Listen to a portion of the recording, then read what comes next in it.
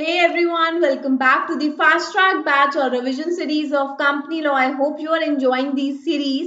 And आज हम start करेंगे विद पार्ट 2 जिसमें हम सबसे पहले बात करेंगे डायरेक्टर्स के बारे में। And you all know that directors एक बहुत इंपॉर्टेंट रोल प्ले करते हैं किसी भी कंपनी के लिए।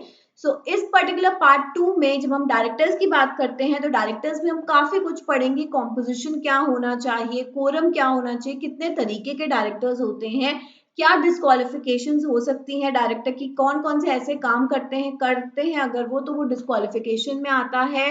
Then vacation of office of director कब माना जाएगा, कैसे हो सकता है, रेजिग्नेशन क्या है, रिमूवल क्या है, डिन नंबर के बारे में पढ़ेंगे एंड बहुत सारी चीजों को कवर करेंगे। So let's just start the class. So जब मैं डायरेक्टर की बात करती हूँ तो देखो डायरेक्टर्स एक बहुत इंपॉर्टेंट रोल प्ले करते हैं किसी भी कंपनी के लिए। बट एक्चुअली में आप मुझे बताओगे क्या कि डायरेक्टर्स होते कौन है? अगर एक लेमैन लैंग्वेज में आपको मैं बताऊं तो देखो शेयर होल्डर्स कंपनी के ओनर्स बोले जाते हैं। आप और मैं उनको क्या बोलते हैं कि shareholders are the owners of the company because they have invested in the company, right? So अब जिन्होंने पैसा इन्वेस्ट किया है, डिसीजन मेकिंग भी उन्हीं के हाथ में होनी चाहिए ना। कि अगर मैं कुछ, मेरे पास पैसे हैं, मैं कुछ खरीदना चाहती हूँ तो वो मेरे डिसीजन पे डिपेंड करता है, मेरी चॉइस पे डिपेंड करता है। तो ऐसे तो बहुत सारे शेयर होल्डर्स, अगर मैं लिस्टेड कंपनी की बात करूँ तो बहुत सारे शेयर होल्डर्स होते हैं। तो हर कोई ये बोल सकता है कि मेरे हिसाब से डिसीजन लेने चाहिए। और जब एक लिस्टेड कंपनी के कितने सारे शेयर होल्डर्स हैं जो कहाँ कहाँ नहीं है, इवन ओवरसीज भी है, तो हर एक पर्सन को डिसीजन मेकिंग में इन्वॉल्व करना पॉसिबल नहीं होता है। That is to be very honest, सबको पता है कि हर एक पर्सन को आप डिसीजन मेकिंग में इन्वॉल्व नहीं कर सकते हो। तो इसीलिए वो एक कंपनी की फंक्शनिंग में कहीं ना कहीं इम्पैक्ट करता है। तो अब क्या होगा, क्या होता है कि बेसिकली मेरे शेयर होल्डर्स फिर क्या करते हैं, कुछ ऐसे पर्सन्स को इलेक्ट करते हैं कि ये पर्सन्स ऐसे हैं जो हमें लगता है मेरी कंपनी के डिसीजन में बहुत अच्छी तरीके से रोल प्ले कर सकते हैं, इनके पास सारी अच्छी स्किल्स हैं, एनालिटिकल स्किल्स हैं, स्ट्रैटेजिक स्किल्स हैं, ये कंपनी के डिसीजंस को अच्छे तरीके से ले सकते हैं। तो वो क्या करते हैं, वो कुछ पर्सन्स को बोर्ड ऑफ डायरेक्टर्स के नाम पे क्या कर देते हैं, अपॉइंट कर देते हैं कि अब हमारी कंपनी की जो भागदौड़ है उसकी डोर आपके हाथ में है, आप जो डिसीजन लोगे उस पर डिपेंड करेगा कि मेरी कंपनी कितना अच्छा परफॉर्म करती है। आप मेरे टॉप लेवल पे आ जाते हो कि सब कुछ आपके कहने पे होगा। एंड ऑब्वियसली आप फर्दर अपने सेगमेंट्स को डिवाइड करके अलग अलग कमिटीज बना सकते हो so that proper monitoring, proper review, सारे रिस्क को पहले से ही मीट किए करा जा सके, तो उनके लिए आप कमिटीज भी बना सकते हो। तो इन शॉर्ट क्या बोला गया कि डायरेक्टर्स एक बहुत इंपॉर्टेंट रोल प्ले करते हैं कंपनी के अंदर। और वो मेरी कंपनी के, अगर हम, मैं अब स्कैनर क्वेश्चन की बात करूं तो एक स्कैनर के क्वेश्चन में था कि डिफाइन डायरेक्टर्स। उन्होंने बोला डायरेक्टर्स कौन होते हैं। डायरेक्टर्स इन्होंने कैसे डिफाइन किया कि डायरेक्टर्स वो हर एक बॉडी पार्ट है कंपनी का जो एक बॉडी को फंक्शनिंग करने के लिए इंपॉर्टेंट होता है। तो बोलता है directors means director appointed by the board of the company. इन्होंने बोला डायरेक्टर आईज ब्रेन, मतलब हर कुछ कंपनी किसके किसके कहने से कर रही है, कौन कर रहा है, मेरे डायरेक्टर्स कर रहे हैं, क्योंकि वो मेरी कंपनी के डिसीजन मेकिंग में इन्वॉल्व होते हैं। उनकी जो फंक्शनिंग है वो मेरी कंपनी के लिए बहुत इंपॉर्टेंट रोल प्ले करती है। ऐसे भी क्वेश्चंस आपके एग्जाम में पूछे जा सकते हैं कि डायरेक्टर की क्या क्या रोल है डायरेक्टर का। तो यहाँ पे क्या लिखा है कि डायरेक्टर एक एम्प्लॉय भी होता है।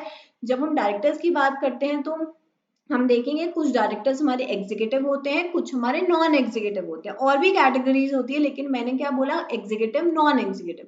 Executive directors are those directors which are involved in the day-to-day functioning of the company, right? They are basically the employees of the company. Examples are whole-time director or managing directors. These are the employees of the company because they are involved in the company by 24/7. ठीक है? फिर बात आती है non executive directors की। Non executive directors are those directors which are not involve in the company by in like by 24/7 but they play an important role. वो expert का काम करते हैं, वो कंपनी के हर रोज नहीं आते हैं, कंपनी में हर रोज काम नहीं करते हैं, लेकिन वो एक्सपर्ट्स हैं। तो हम उनको बोलते हैं वो मेरे नॉन एग्जीक्यूटिव डायरेक्टर्स हैं, जो कि एम्प्लॉयज नहीं है, होल टाइम इन्वॉल्व नहीं है कंपनी के लिए, पूरा दिन खून पसीना नहीं बहाते हैं, बट वो मेरे एक्सपर्ट हैं पर्टिकुलर फील्ड्स के अंदर, स्पेशलाइज नॉलेज है, स्किल्स है, तो वो मेरे नॉन एग्जीक्यूटिव डायरेक्टर्स हैं। ठीक है?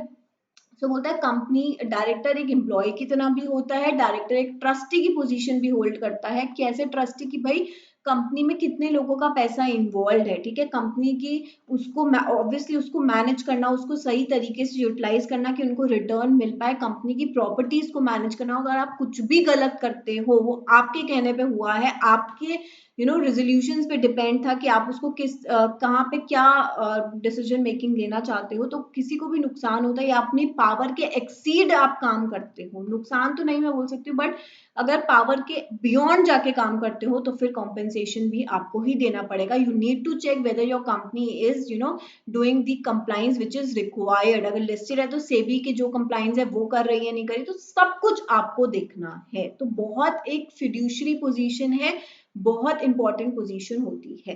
सो यहाँ पे यही बोला गया कि एक ट्रस्टवर्दी इंडिविजुअल्स को ही कंपनी क्या के डायरेक्टर्स की पोजीशन मिलती है।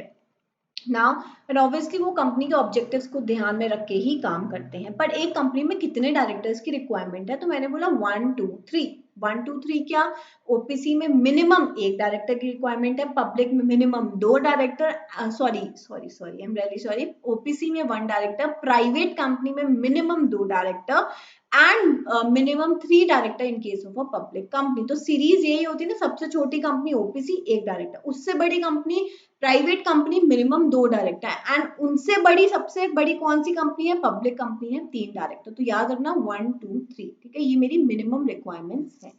फिर बात आती है कि भाई एक कंपनी में कितने डायरेक्टर्स हो सकते हैं, तो हमने बोला 15 डायरेक्टर्स कंपनी अपॉइंट कर सकती है।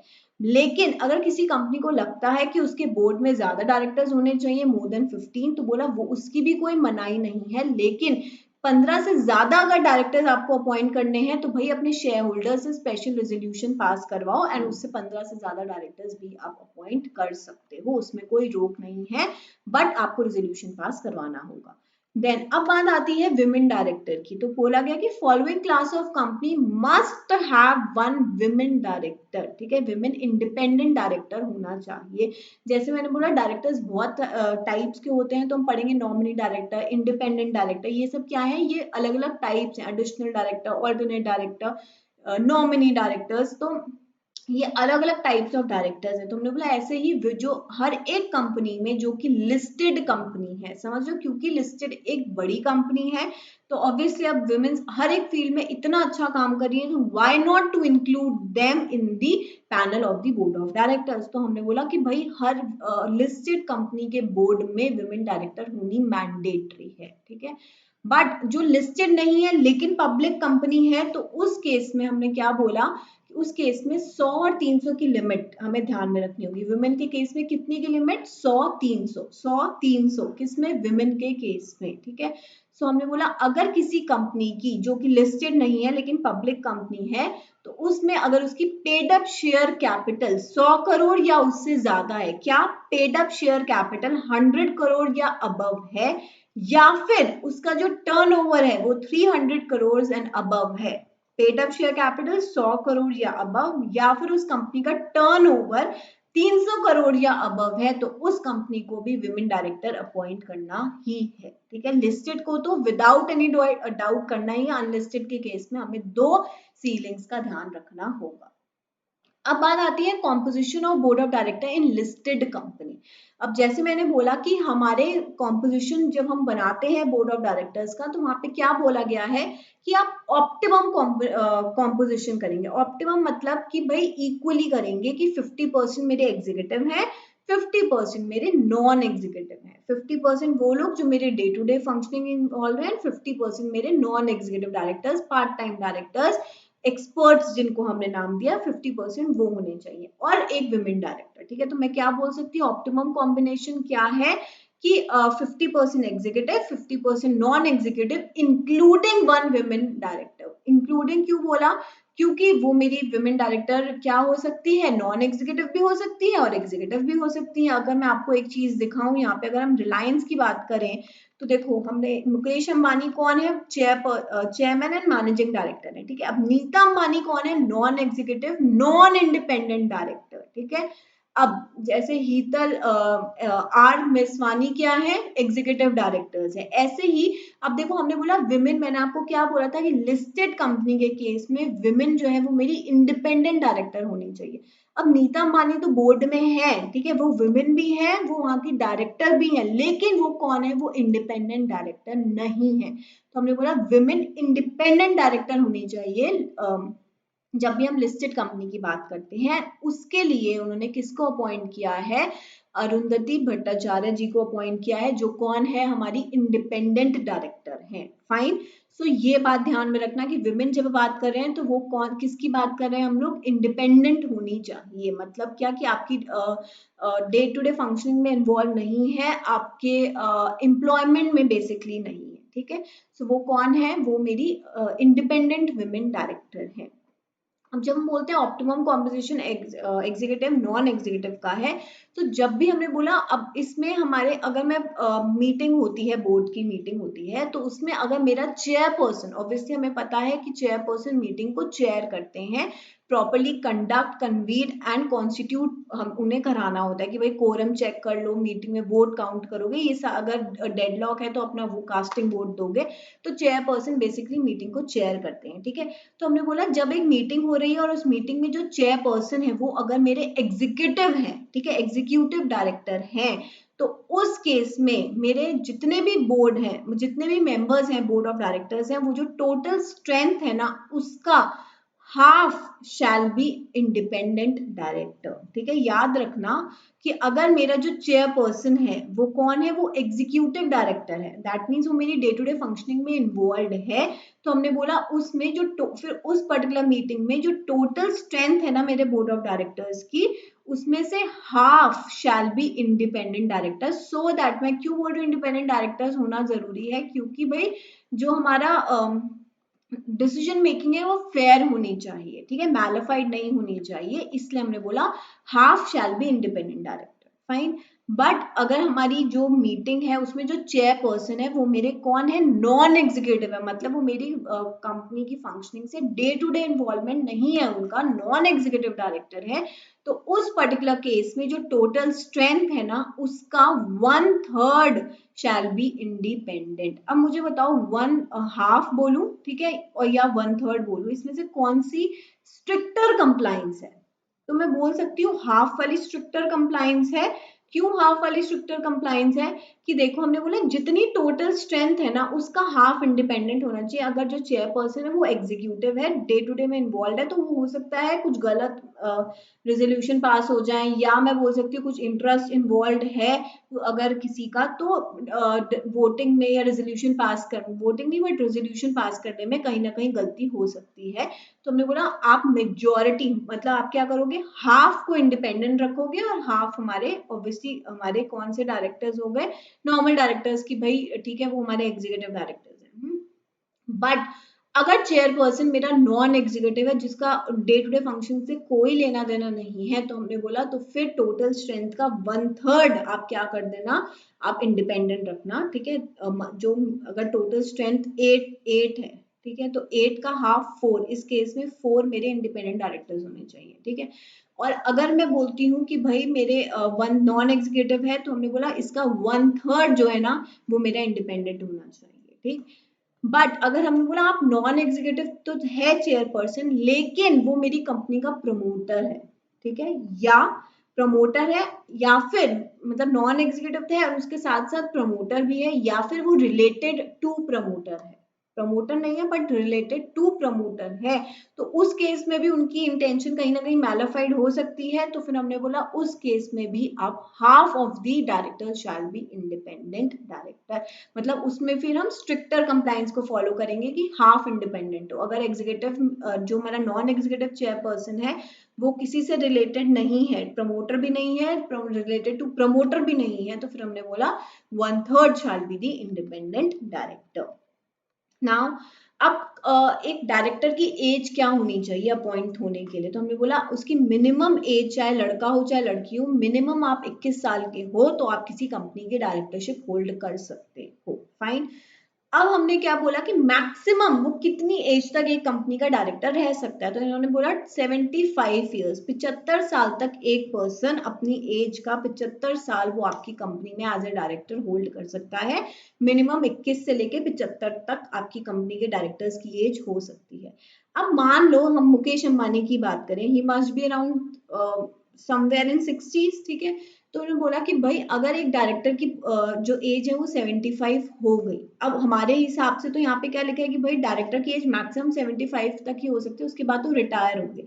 लेकिन अगर मेरे शेयर होल्डर्स को पूरा बिलीफ है, कॉन्फिडेंस है उस पर्टिकुलर डायरेक्टर पे कि नहीं वो हमारी कंपनी को अभी तक इतना अच्छा चलाते आए हैं, उनकी गाइडेंस हमेशा लेना चाहेंगे अपनी कंपनी के लिए, तो फिर अगर वो मेरे share holder special resolution pass कर देते हैं कि नहीं हम इन डायरेक्टर को रिजाइन उनको रिटायर नहीं करना चाहते हैं, हम इनको चाहते हैं कि ये अपनी एज इनकी भले 75 साल होगी लेकिन कंटिन्यू करें, तो फिर वो इस पर्टिकुलर डायरेक्टर के लिए स्पेशल रेजोल्यूशन पास कर सकते हैं। और फिर अगर किसी की एज मोर देन 75 ईयर्स हो गई है और स्पेशल रेजोल्यूशन पास हुआ है, तब भी वो आपके बोर्ड ऑफ डायरेक्टर्स के पैनल में हो सकते हैं। नंबर ऑफ डायरेक्टरशिप्स तो बोलता है मैक्सिमम एक पर्सन 20 कंपनी का डायरेक्टर बन सकता है, जिसमें से कि 10 मेरी कौन सी कंपनी हो सकती है, पब्लिक कंपनी मेरी 10 हो सकती है। समझ रहे हो मैं क्या बोल रही हूँ? बहुत ध्यान से वर्ड्स को सुनना। मेरे 20 कंपनी मैक्सिमम है जिसमें एक पर्सन एज ए डायरेक्टर काम कर सकता है, उसमें से 10 कंपनीज मेरी पब्लिक कंपनीज हो सकती है, ठीक है। अभी देखो हम पढ़ेंगे maximum number of directorship including any alternate director person can hold is 20। At the same time, a person cannot be the director of more than 10 public company. For the purpose of counting such directorship in a public company, directorship in a private company that are either holding or subsidiary of a public company shall be included. कि A B C limited, ठीक है, ये क्या है, मेरी public company है, तो mister A यहाँ के डायरेक्टर हैं। अब इनकी एक सब्सिडरी है P Q R private limited, हो सकती है ना। तो अब ये जो सब्सिडरी है इसके भी डायरेक्टर मिस्टर ए हैं, ठीक है। तो हमने बोला मिस्टर ए की जो काउंटिंग होगी ना, हमने बोला मिस्टर ए 20 कंपनी में एज ए डायरेक्टर अपॉइंट हो सकते हैं, जिसमें से कि 10 मेरी पब्लिक कंपनी है। तो उन्होंने बोला अभी तो 9 पोजीशन खाली है इनकी, क्योंकि अभी तो एक ही कंपनी में तो लिस्टेड सॉरी एक ही तो पब्लिक कंपनी में डायरेक्टर बने, मतलब कि 9 और पब्लिक कंपनी में डायरेक्टर बन सकते हैं। हमने बोला नहीं, क्यों नहीं, क्या बोला गया है यहाँ पे कि अगर आप एक पब्लिक कंपनी के डायरेक्टर हो और उस पब्लिक कंपनी की कोई सब्सिडरी या होल्डिंग प्राइवेट कंपनी है, मतलब उसको होल्ड एक प्राइवेट कंपनी कर रही है या उसकी सब्सिडरी एक प्राइवेट कंपनी है और आप उस कंपनी के भी डायरेक्टर हो, तो उस प्राइवेट कंपनी को भी पब्लिक ही ट्रीट किया जाएगा। So in short moral of the story is कि मिस्टर ए के पास अभी कितनी और पोजीशंस वैकेंट है डायरेक्टर की पोजीशन होल्ड करने के लिए, 8, क्योंकि ये भी काउंट हो गया है, 2 पोजीशन उनकी काउंट हो गई है। एक ऐसी प्राइवेट कंपनी जो कि सब्सिडी या होल्डिंग ऑफ पब्लिक कंपनी है, वो भी 10 की जो काउंटिंग है उसमें इंक्लूड होगा। Fine, am I very clear with this? अब बात आती है additional requirement for listed company. देखो जब भी लिस्टेड कंपनी की बात होती है तो वहां पे सेबी के अपने रूल्स एंड रेगुलेशंस आ जाते हैं। So listed company needs to comply with the LODR requirements, ठीक है।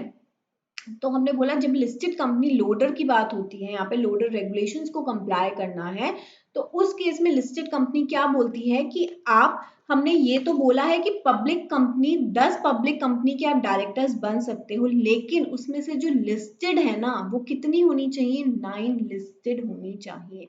अब मेरी बात को बहुत ध्यान से समझना कि क्या हर एक पब्लिक कंपनी लिस्टेड होती है, नहीं, ऐसी बहुत पब्लिक कंपनीज हैं जो कि लिस्टेड नहीं है, ठीक है। सो हमने बोला, हमने ओवरऑल पब्लिक कंपनी में, अच्छा ऐसे बोलूं कि पब्लिक कंपनी को मैं कैटेगराइज करूं तो मैं बोल सकती हूँ लिस्टेड और दूसरी है मेरी अनलिस्टेड, ठीक है। तो बोला इन दोनों को मिला के ना, इन दोनों को मिला के 10 कंपनीज के आप डायरेक्टर्स बन सकते हो पब्लिक में, ठीक है। बट हमने बोला जो लिस्टेड कंपनी है ना, इसमें ये आपके, आप यहाँ पे 9 कंपनीज के ही क्या बन सकते हो, डायरेक्टर बन सकते हो। फाइन, बोलता है a person shall not be the director, यहाँ पढ़ना, sorry sorry not 9, I am really sorry, it's 7, I'm really sorry, pardon me, it's 7, ठीक है। अच्छा अब देखो, a person shall not be the director अब आपको ये 20 वाला, क्योंकि इफेक्टिव फ्रॉम 1 अप्रैल 2020 था और 2020 को हमने कितना पीछे छोड़ दिया, तो अभी क्या रिक्वायरमेंट है कि आप एक लिस्टेड कंपनी के, अगर आप लिस्टेड कंपनी के डायरेक्टर बनना चाहते हो तो आप 7 लिस्टेड कंपनी के ही डायरेक्टर बन सकते हो। तो मतलब मैं बोल सकती हूँ ये जो 10 का ब्रेकअप है वो मैं 7 और 3 में कर सकती हूँ। 7 इन case of listed company and 3 in case of unlisted company. अगर मैं तान्या भंडारी, ठीक है, एक कंपनी की डायरेक्टर बनना चाहती हूँ, मैंने सोचा मैं तो पब्लिक कंपनी की डायरेक्टर बनूंगी, ठीक है, उसमें से मैं कितनी लिस्टेड कंपनी की डायरेक्टर बन सकती हूँ और कितनी अनलिस्टेड की, तो मैं 7 लिस्टेड कंपनी की डायरेक्टर बन सकती हूँ जिनकी स्टॉक्स में ट्रेडिंग होती है, वो मेरी लिस्टेड है ना, जिनकी securities are listed on the recognised stock exchange, जिन पे सेबी की रेगुलेशंस फॉलो होती है, तो मुझे तो वो फॉलो करना पड़ेगा। तो मैंने बोला मैं 7, अब मुझे हर कोई बोल रहा है आप हमारी कंपनी के डायरेक्टर बनिए, आप हमारी कंपनी के डायरेक्टर बनिए, तो मैंने बोला नहीं, मैं अपनी लिमिट के बाहर नहीं जा सकती हूँ, क्योंकि सेबी बोलता है कि आप 7 लिस्टेड कंपनी के ही डायरेक्टर बन सकते हो। तो मेरे पास कितनी पोजीशन और खाली हुई पब्लिक कंपनी के लिए, हमने बोला 3 और पोजीशन खाली है, जो कि मैं अनलिस्टेड पब्लिक कंपनी की डायरेक्टरशिप को होल्ड कर सकती हूँ। तो 7 listed and 3 unlisted public company की बात याद रखना, ठीक है। अब जरूरी नहीं है कि 7 की 7 आप इसमें 10 की पोजीशन है तो 7 आप लिस्टेड में ही होल्ड करो, एज पर योर विश। आप 3 लिस्टेड बन सकते हो, 7 अनलिस्टेड बन सकते हो, पर ये जो लिस्टेड की जो लिमिट है ना वो 7 से ऊपर नहीं हो सकती। Notwithstanding the above, any person who is serving as the whole time director, अब देखो एक और इम्पॉर्टेंट बात, ये सारी चीजें ना अब आपको अपने नोट्स में लिखनी चाहिए, बिकॉज बहुत कंफ्यूजन होती है कंफ्यूजन, ठीक है।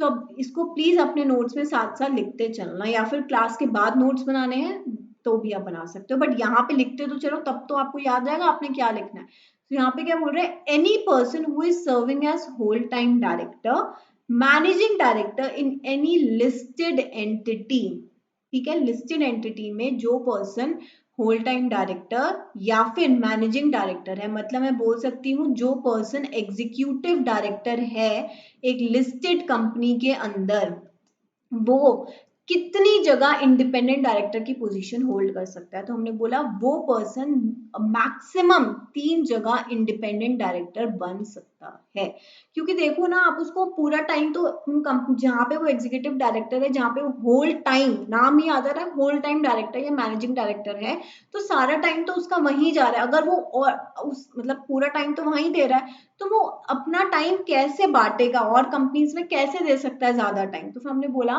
कि भाई अगर तुम एक कंपनी के एग्जीक्यूटिव डायरेक्टर हो, तुम अपनी कंपनी के होल टाइम या मैनेजिंग डायरेक्टर हो, तो तुम्हें अगर इंडिपेंडेंट डायरेक्टरशिप भी होल्ड करनी है तो तुम कर सकते हो, किसी और कंपनीज के इंडिपेंडेंट डायरेक्टर बनना है कर सकते हो, लेकिन वो 3 से ज्यादा नहीं होनी चाहिए, क्योंकि हम चाहते हैं तुम अपनी कंपनी पे ज्यादा फोकस करो, जो तुम्हें फुल टाइम एम्प्लॉयमेंट दे रही है उसकी रनिंग में ज्यादा अपनी स्किल्स को इम्प्लीमेंट करो, डिसीजन मेकिंग इफेक्टिवली वहां तो हमने बोला ज्यादा तुम काम का लोड मत लो कि हमें ओवर टाइम करके भी काम करना है। अब मैं आपको सिर्फ समझाने की बात करूँ, ये कोई लैंग्वेज थोड़ी होती है, but just to make you understand I am using these kinds of words. तो अब उसको बोला कि अगर तुम्हें ओवर टाइम भी करना है ना, तो तुम क्या करना, मैक्सिमम 3 कंपनी में इंडिपेंडेंट डायरेक्टर की तरह काम कर सकते हो। फाइन, एक बार मेरे साथ रिपीट कर दो जल्दी से कि एक पर्सन कितनी कंपनीज में डायरेक्टरशिप होल्ड कर सकता है, हमने बोला 20।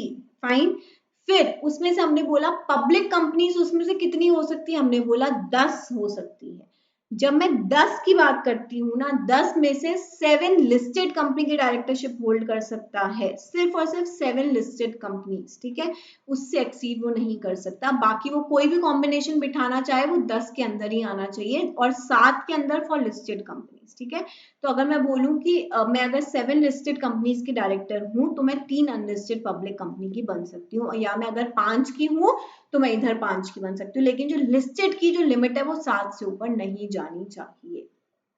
फाइन, फिर हमने बोला एक ऐसा, मैंने बोला कि ठीक है मैं यहाँ तो, बट सब लोग अलग अलग जगह इंडिपेंडेंट डायरेक्टर बन रहे हैं, मुझे भी इंडिपेंडेंट डायरेक्टर बनना है। तो मेरी कंपनी ने बोला रुक जा, अगर तू मेरी कंपनी के एग्जीक्यूटिव डायरेक्टर है तो तेरी रिस्पॉन्सिबिलिटी टूवर्ड्स मी ज्यादा बनती है, तो इसलिए हम तुम्हारे पे लिमिट सेबी ने लगा दी है कि अगर तुम किसी कंपनी के होल टाइम डायरेक्टर या मैनेजिंग डायरेक्टर हो, तो तुम किसी कंपनी में इंडिपेंडेंट डायरेक्टर अगर बनना चाहते हो वो 3 से ज्यादा नहीं होनी चाहिए, तो मैक्सिमम आप 3 कंपनी में इंडिपेंडेंट डायरेक्टर का रोल प्ले कर सकते हो।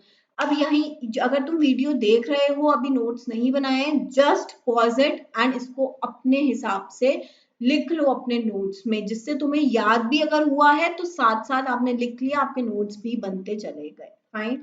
अब बात आती है power of the board. Board की पावर्स क्या है? देखो ये बोलता है section 179 deals with the powers of the board.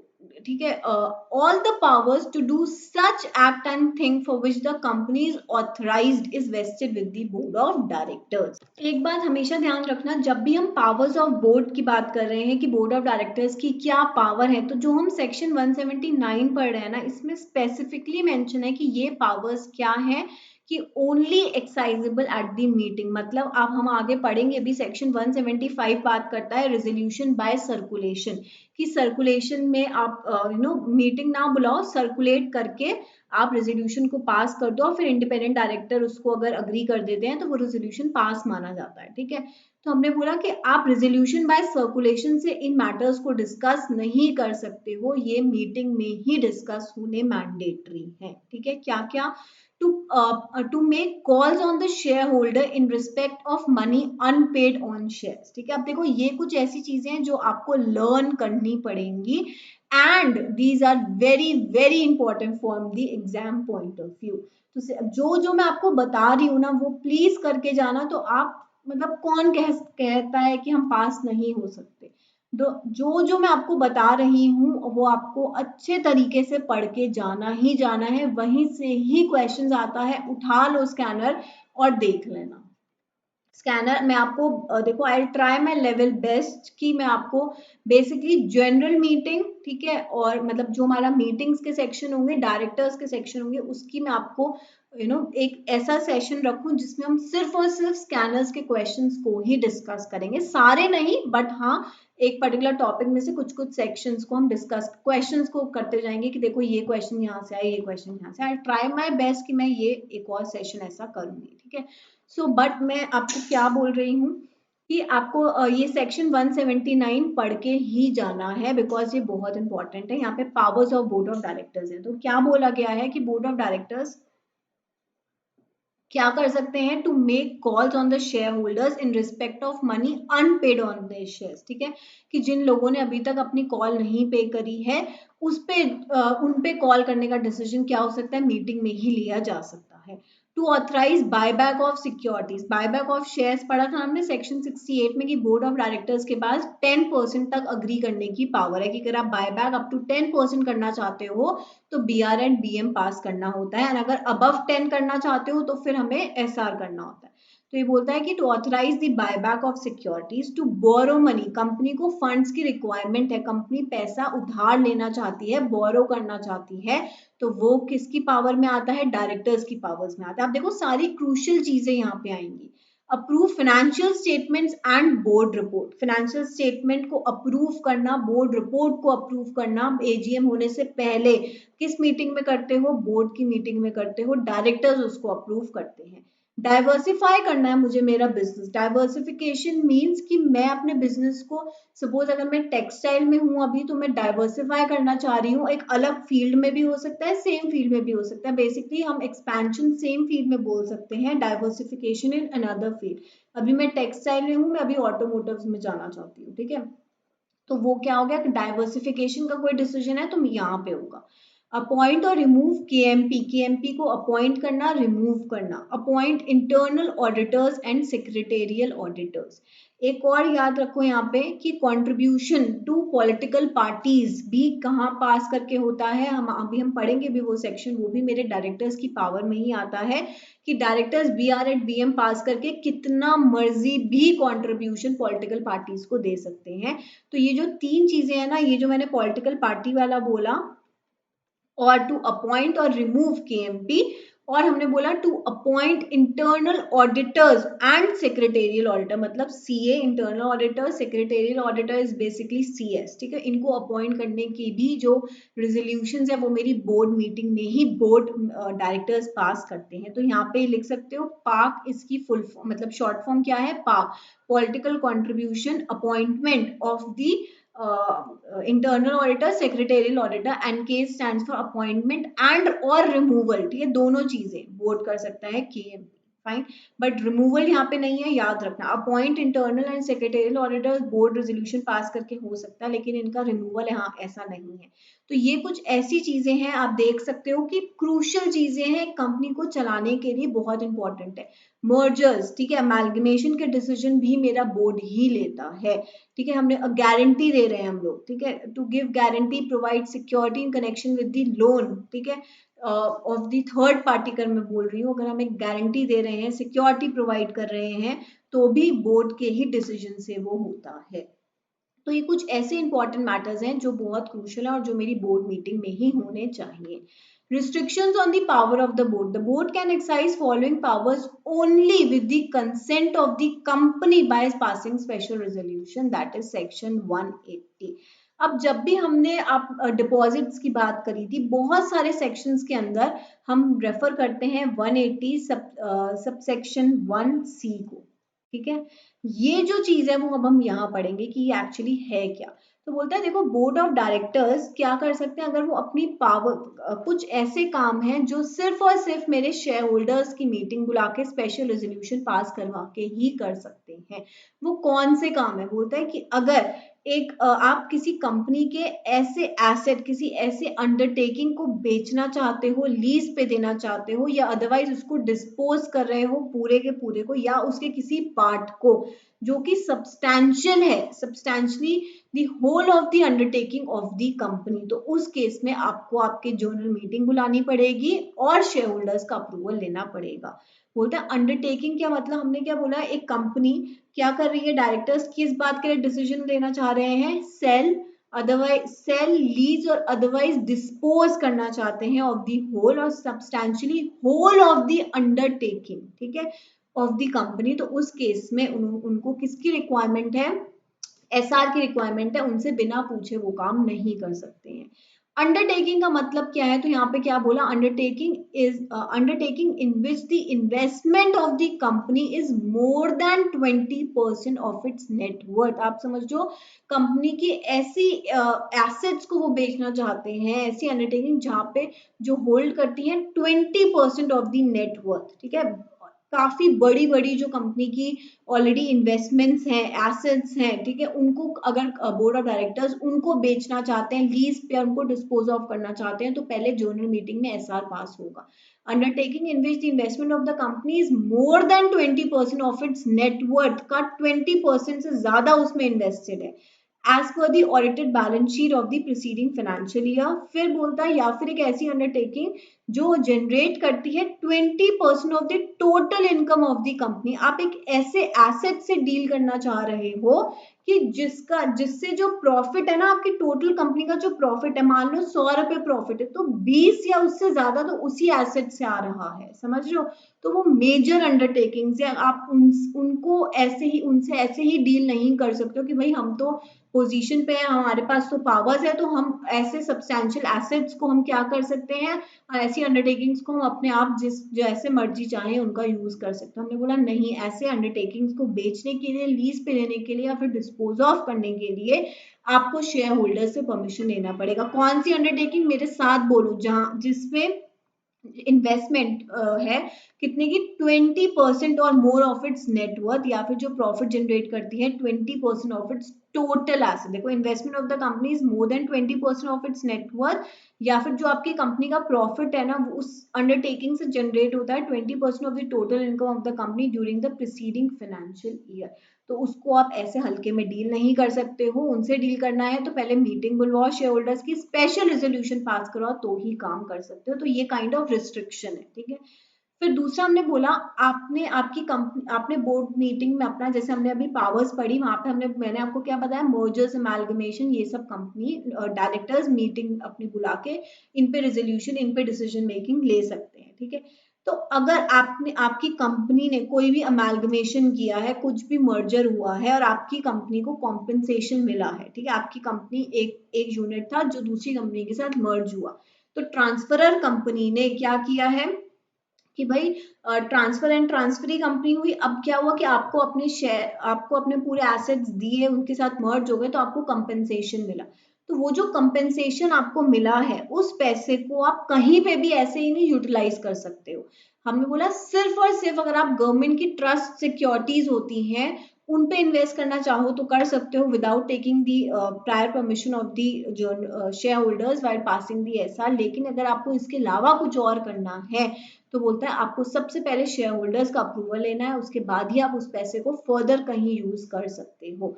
Invest the compensation receive by the company as a result of any merger और अमालगमेशन। तो उस पैसे को यूज करने के लिए पहले आपको परमिशन लेनी है, फिर ही उस पैसे को यूज कहीं और कर सकते हो।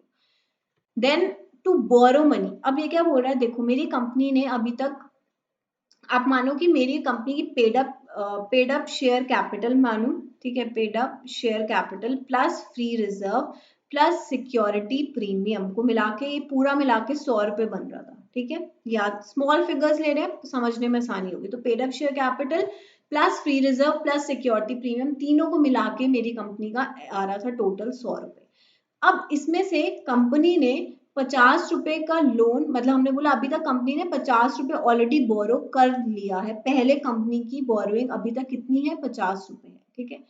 अब कंपनी और 60 रुपए का लोन लेना चाह रही है, ठीक है। तो टोटल कितना बन रहा है, 110, which is more then the paid up share capital free reserve and security premium, इनके एग्रीगेट से ज्यादा हो रहा है। तो उस केस में आपको एसआर पास कराना होगा। इस लिमिट के अंदर रह के काम करोगे, इस लिमिट के अंदर रह के काम करोगे तो एसआर की रिक्वायरमेंट नहीं है। लेकिन जहां पे आपकी लिमिट क्रॉस हो रही है, आप उस लिमिट के बाहर जाके कुछ कर रहे हो, तो आपको शेयर होल्डर्स का स्पेशल रेजोल्यूशन लेना ही लेना है। To borrow money where the money to be borrowed, ठीक है, टू बी बोरोड में 60 रुपए लेना चाहती हूँ, together with the money already borrowed 50 रुपए को ऑलरेडी लोन ले चुकी हूँ, by the company exceeds the aggregate of paid up share capital, free reserve and security premium, तो मुझे एसआर पास करवाना पड़ेगा, ठीक है। अब यहाँ पे क्या आता है, अच्छा जब हम बोलते हैं बोरोइंग तो यहाँ पे टेम्पररी लोन्स को एक्सक्लूड किया है, टेम्पररी लोन, टर्म लोन्स, इनको बोरोइंग में एक्सक्लूड किया है। वो कौन से लोन, जो शॉर्ट टर्म पर्पस के लिए होते हैं कि विद इन 6 मंथ्स उनको आपको उनका रीपेमेंट करना है। Temporary loans obtain by the company's bankers in ordinary course of business does not amount to borrowing, ठीक है, वो बोरोइंग में नहीं आते हैं। जो आप जिनका टेन्योर लेस देन 6 मंथ्स का है आप उनको काउंट नहीं करोगे। चौथी रिस्ट्रिक्शन क्या है, टू रेमिट और give time for repayment of any debt due from directors. बोलता है कि डायरेक्टर से सपोज लोन लिया था, ठीक है, अब बोल रहा है उसको पेमेंट की डेट आ गई, लेकिन अब कंपनी अपने आप बोर्ड ऑफ डायरेक्टर्स, ये नहीं कि चलो चलो वो भी तो हमारे बोर्ड ऑफ डायरेक्टर्स का एक मेंबर ही है, तो हम चल ठीक है, अगर तू अभी नहीं पे कर पा रहा, भले तेरी टाइम फॉर रीपेमेंट आ गया है, हम तुम्हें एक्स्ट्रा टाइम दे देते हैं, ठीक है। या अच्छा तुम 100 रुपए लिए थे, तुमने उधार नहीं दे पा रहे हो, चलो 50 दे दो, ठीक है। तो you are not authorise person कि तुम ऐसे ही किसी का वेव ऑफ कर दो, ज्यादा टाइम दे दो रीपेमेंट का, नहीं कर सकते हो। तो अगर किसी भी डायरेक्टर को कुछ भी रेमिट की बात हो रही है, give time for repayment of any debt, तो आपको पहले शेयर होल्डर से पूछना है। तुम्हारा कोई डायरेक्टर से अगर तुम आपस में मिलके ये नहीं बोल सकते कि ठीक है अभी नहीं, अभी तेरे पास पैसे नहीं है ना यार, चल ठीक है अगले महीने दे दियो, भले तेरी रीपेमेंट की डेट आ गई है, ड्यू डेट आ गई है। हमने बोला नहीं कर सकते हो, आपको सबसे पहले किसकी परमिशन लेनी होगी, शेयर होल्डर्स की परमिशन लेनी होगी, उसके बाद ही उस डायरेक्टर को आप क्या कर सकते हो, एक्स्ट्रा टाइम दे सकते हो या फिर कुछ पैसे वेव ऑफ कर सकते हो। अपने आप ये पावर्स को एग्जीक्यूट नहीं कर सकते। तो 4 रिस्ट्रिक्शंस हैं। अगर क्वेश्चन सपोज कोई तुमसे पूछता है कि 4 restriction, what are the restrictions of the directors, तो ये हैं वो रिस्ट्रिक्शंस, ठीक है। यहाँ से क्वेश्चन आता है, अगेन बोल रही हूँ। Then comes the charity, वो सेक्शन 180 था, अब आता है 181 which talks about the charity। Company कितना चैरिटी में दे सकते, तो हमने बोला कि आप BR at BM मतलब board resolution at board meeting pass करके आप कितना दे सकते हो, up to 5% of the average net profit of the 3 immediately preceding financial year. कि ये जो साल चल रहा है ना, इससे पिछले 3 साल का जो एवरेज नेट प्रॉफिट है, मैं उसको क्या करूं, उसका एवरेज निकाल के मैं क्या कर सकती हूँ, अप टू 5% में चैरिटी में दे सकती हूँ। कितने का, 5% of its average net profit of the for the 3 immediately preceding financial year, up to 5, ठीक है, मतलब 5% तक मैं पिछले 3 साल का प्रॉफिट जो है उसको उसका एवरेज निकाल के अप टू 5% तक दे सकती हूँ, 1%, 2%, मतलब मैक्सिमम 5% तक चैरिटी कर सकती हूँ। क्या पास करके? Board resolution at board meeting. लेकिन अगर मेरी कंपनी बहुत दयालु हो गई, ठीक है, डायरेक्टर्स ने बोला, किसी डायरेक्टर के घर में गए, वहां पे कोई रिलीजियस सेरेमनी हो रही थी, बोला कि हम तो बहुत एकदम से हृदय परिवर्तन हो गया, चलो हम कंपनी से तुम्हें 7% चैरिटी करेंगे। कर सकते हो? नहीं कर सकते हो। क्यों नहीं कर सकते हो? आप अपने आप डायरेक्टर्स आपस में डिस्कस करके कि BR एट BM पास कर देंगे, चल हम तेरे कॉस्ट को 7% की चैरिटी मेरी कंपनी से, हमारी कंपनी से। हमने बोला तुम कंपनी के ओनर नहीं हो, तुम्हारे पास सिर्फ और सिर्फ 5% तक चैरिटी देने की पावर है, उससे ज्यादा पावर नहीं है। तो अगर अप टू 5% दे रही हूँ तो आपस में मिल बांट के board resolution at board meeting pass करके हम दे सकते हैं। लेकिन अगर मैं 5% से ज्यादा चैरिटी करना चाहती हूँ, ज्यादा मेरे में बहुत दयालु भाव उमड़ रहे हैं, तो फिर मुझे क्या पास करना होगा? ऑर्डिनरी रेजोल्यूशन पास करना होगा जनरल मीटिंग में, और मैं 5% से ज्यादा चैरिटी कर पाऊंगी। फाइन, ये था 181। 182 talks about the political contribution. ऊपर हमने देखो, अब जिस भी गवर्नमेंट की बात हो हम उस पर नहीं जाएंगे, पॉलिटिकल साइड हमें देखनी ही नहीं है। तो हमने बोला कि जब हमने 179 में पावर्स ऑफ द बोर्ड पढ़ी थी, और मैंने आपको PAK पाक बताया था, कुछ ऐसे पाक काम है, पाक हिंदी में क्या बोलते हैं कि प्योर वर्क्स हैं, ठीक है। तो ऐसे में उन्होंने बोला पॉलिटिकल कंट्रीब्यूशन में भी डायरेक्टर्स अपनी मीटिंग में डिस्कस करके इनके पास पावर है यहाँ पे चैरिटी मतलब कंट्रीब्यूट करने की। तो उन्होंने क्या बोला, आपको किसी शेयर होल्डर से कोई परमिशन ही नहीं लेनी है, ठीक है। आप बस बोर्ड मीटिंग में बोर्ड रेजोल्यूशन पास करके किसी भी पॉलिटिकल पार्टी को कितना भी पैसा क्या कर सकते हो? दे सकते हो, याद रखना, ठीक है। अब देखो, the number of game who contributed what, the number game who contributed what, तो कितना पैसा किस पार्टी को आया है, ये सब ऑब्वियसली एक चार्ट में आपको यहाँ बताया गया है कि according to section 182 company other than the government company. लेकिन उन्होंने बोला कि एक गवर्नमेंट कंपनी को छोड़ के ये गवर्नमेंट कंपनी और एक ऐसी कंपनी जिसने अभी जन्म लिया है या फिर उसको जन्म लिए हुए अभी 3 साल से कम हुए हैं, ठीक है। हमने बोला एक ऐसी government company and a company which has been in existence for less than 3 financial, अभी वो पैदा ही हुई है, तो मुझसे क्या पैसे पॉलिटिकल कंट्रीब्यूशन देने को बोल रहे हो, अभी तो वो खुद ही नहीं संभल पा रही है, ठीक है। तो हमने बोला एक गवर्नमेंट कंपनी या फिर एक ऐसी company which is in existence for less than 3 financial years, उनको छोड़ के, ठीक है, ये कंट्रीब्यूट नहीं कर सकते पॉलिटिकल पार्टी में, लेकिन इनको छोड़ के जो कंपनी जितना मर्जी कंट्रीब्यूट करना चाहती है वो कर सकती है। एंड ऑब्वियसली वो कैसे करेगी? एक्सेप्ट कि अकाउंट पे ही चेक ड्रॉन। अब जब उन्होंने हटाई दी कोई लिमिट, तो फिर ब्लैक 2 नंबर के पैसे भी आने बंद हो गए ना, कैश में दे रहे हैं कि भाई, हम पहले था कि मान लो 5%, 5 या 7% जो भी था, हमने बोला अब तो हमने लिमिट ही हटा दी, तो तुम कैश में क्या दे रहे हो? साफ साफ अपने अकाउंट से ट्रांसफर करो, जो ये तो वाइट ट्रांजैक्शन है, ठीक है। तो हमने बोला आप अकाउंट पे एक चेक से दे सकते हो, बैंक के अकाउंट पे एक ड्राफ्ट से दे सकते हो, इलेक्ट्रॉनिक क्लियरिंग सिस्टम यूज कर सकते हो, इलेक्टोरल बॉन्ड भी दे सकते हो कि आपने गवर्नमेंट से इलेक्टोरल बॉन्ड खरीदे और वही बॉन्ड आप चैरिटी में दे रहे हो। तो इस तरीके से आप कंट्रीब्यूट कर सकते हो। देन एक और यहाँ पे आता है 183 में, जिसमें हम डिफेंस की बात करते हैं। उसमें भी है कि आपको कुछ भी पास करने एज सच परमिशन लेने की रिक्वायरमेंट नहीं है। डिफेंस से अच्छा पर्पस है आपकी कंट्री के लिए, आपके लिए ही यूज हो रहा है, कंट्री आपको ही अच्छे से प्रोटेक्ट कर पाएगी। तो जो भी कंपनी जितना भी कंट्रीब्यूट करना चाहती है डिफेंस में वो कर सकती है। That is 183। Then comes the board committees. अब मैंने आपको बोला कि हर, जैसे हमने बोर्ड ऑफ डायरेक्टर्स का अपॉइंटमेंट पढ़ लिया, कितने क्या है, उनकी क्या रोल्स एंड फंक्शंस है, सब कुछ सही है। लेकिन हमने बोला डायरेक्टर्स की अलग, अब देखो जितनी बड़ी कंपनी उतनी ज्यादा कमिटी, ये इस हिसाब से ध्यान रखना कि भाई अगर जैसे हमने बोला लिस्टेड कंपनी, तो लिस्टेड कंपनी में मुझे ऑडिट कमिटी करना मैंडेटरी है। लिस्टेड नहीं है तो ऑडिट कमिटी नहीं भी रखी तो ठीक है, ठीक है। फिर हमने बोला आप CSR कमिटी बनाओगे, आप एक रिस्क मैनेजमेंट कमेटी बनाओगे, स्टेक होल्डर्स कमेटी बनाओगे। तो जितनी बड़ी कंपनी उतनी ज्यादा कमिटीज बनती है, so that functioning of the companies are managed and monitored करी जा सके, कुछ भी गलत ना हो, सारी पूरी एक चैनलाइज तरीके से हो पाए, उनको मॉनिटर, उनको रिव्यू करने का प्रोसेस होना चाहिए, इसलिए कमिटीज बनती है। The board committee is a small working group identified by the board consisting of board members for the purpose of supporting the boards work. कि भाई हमने अपने वर्क को टुकड़ों में बांट दिया कि ये काम ये कमिटी देखेगी, ये काम ये कमिटी देखेगी, ठीक है। So committees are generally formed to perform some work requiring expertise. Committees are so appointed by the board to focus on specific area to take informed decision within the framework delegated authority. Functions of the board committee क्या है कि भाई जैसे मैंने बोला, एक हो सकता है रूटीन वर्किंग की फंक्शनिंग हमें मॉनिटर करनी है, और एक हमने बोला कि CSR है। अब वो किसी कंपनीज के लिए, हर एक कंपनी के लिए तो मैंडेटरी नहीं है, तो हमने बोला कि ठीक है, कोई रूटीन के लिए बना सकते हैं या फिर permit board broader participation by all board members. तो according the functions, according to the जैसे फंक्शनिंग ऑफ द कंपनी के हिसाब से हम कमिटीज बना सकते हैं। कमिटी टू ऑपरेट इफेक्टिवली, उनको क्या जरूरत होनी, एक कमिटी में क्या होना चाहिए, चेयरपर्सन होना चाहिए who understands the decision making process and know how to lead the group that process, ठीक है, through that process।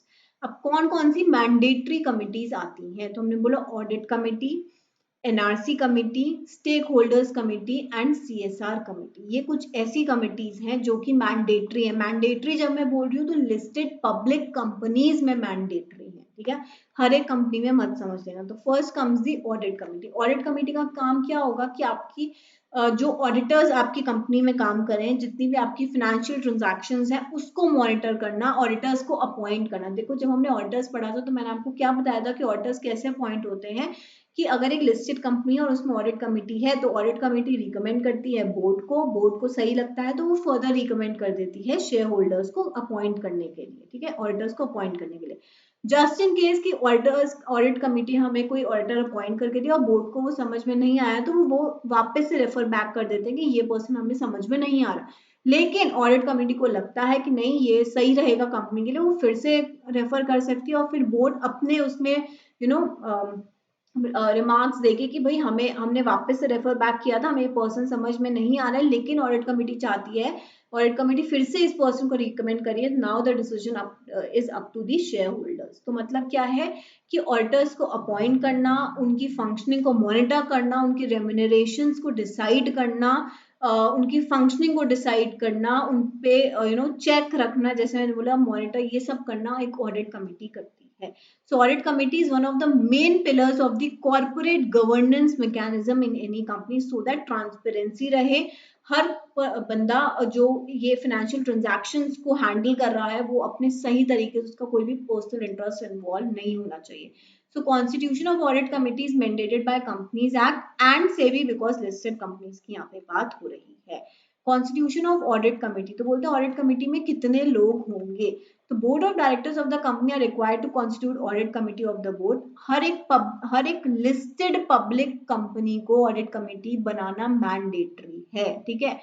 अब अगर आपकी कंपनी लिस्टेड नहीं है लेकिन पब्लिक कंपनी है जिसकी ये 3 क्राइटेरिया मीट हो रहे हैं, इनमें से कोई भी मीट हो रहा है, तो उसको भी ऑडिट कमेटी बनाने की रिक्वायरमेंट है। तो लिस्टेड में तो मैंडेटरी है, अगर लिस्टेड नहीं है लेकिन पब्लिक कंपनी है, तो हमने बोला एक ऐसी पब्लिक कंपनी जिसकी paid up share capital 10 crore और मोर है, या फिर जिसका टर्नओवर 100 करोड़ और मोर है, या फिर जिसकी जो ऐसी पब्लिक कंपनी जिसकी आउटस्टैंडिंग लोन बोरोइंग्स, ठीक है, जो उसकी बोरोइंग्स है वो एक्सीड करती है 50 करोड़ रुपीस, तो उस कंपनी को ऑडिट कमेटी बनाना मैंडेटरी हो जाता है। तो कौन सी कंपनीज को ऑडिट कमेटी बनाना मैंडेटरी है, आप नोट्स अपने बनाते चलो, ऐसे हाईलाइट करना, ठीक है।